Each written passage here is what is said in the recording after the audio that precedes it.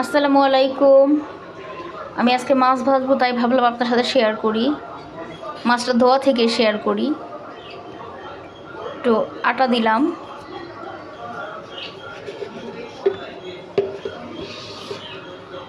একটু লবণ দিলাম,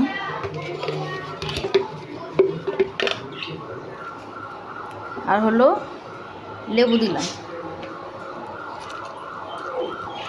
এটা দিয়ে আমি মাছটা ভালো করে ধুবো। আমাদের ঢাকার মাছ সহজে গন্ধ দূর করা যায় না।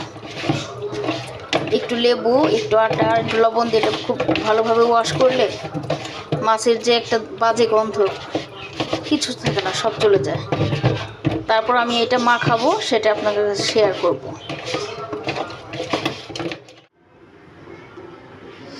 মাছটা আমি মাখিয়ে নিব, পানি ঝরিয়ে নিয়েছি। তো আমি প্রথমে একটু আদা বাটা দিচ্ছি, একটু রসুন বাটা দিয়ে দিচ্ছি, তারপর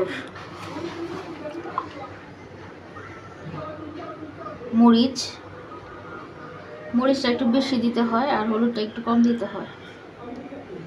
তারপর আমার সিক্রেট একটা মশলা আছে, সেই মশলাটা দিচ্ছি।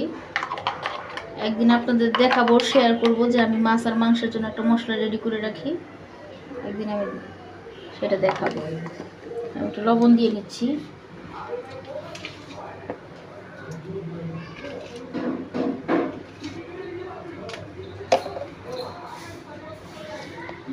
আর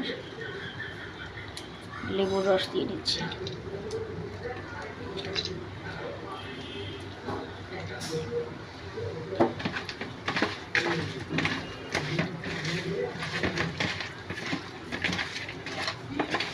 এটা আমি 15 মিনিটের মতো মেখে রাখবো, তারপর খাওয়ার আগে ভাজবো।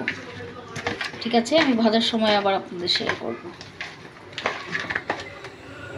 মাছটা এখন ভাজবো।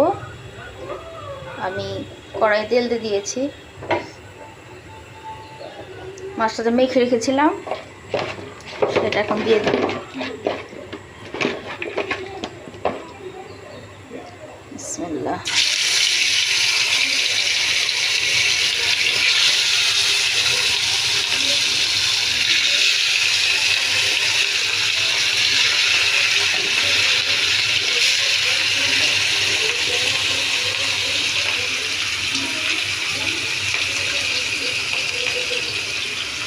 এখন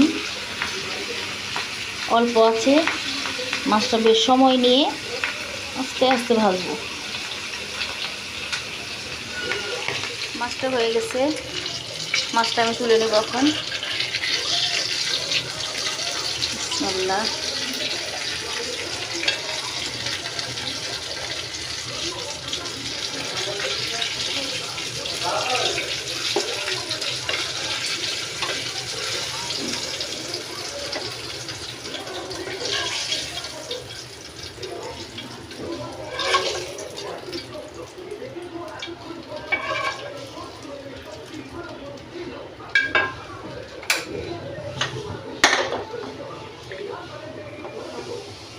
একটু পেঁয়াজ ছিটিয়ে দিব,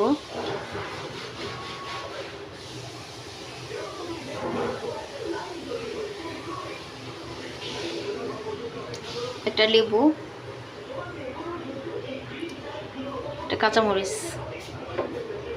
এক থালা গরম ভাত খেতে আর কি লাগে। আল্লাহ হাফেজ।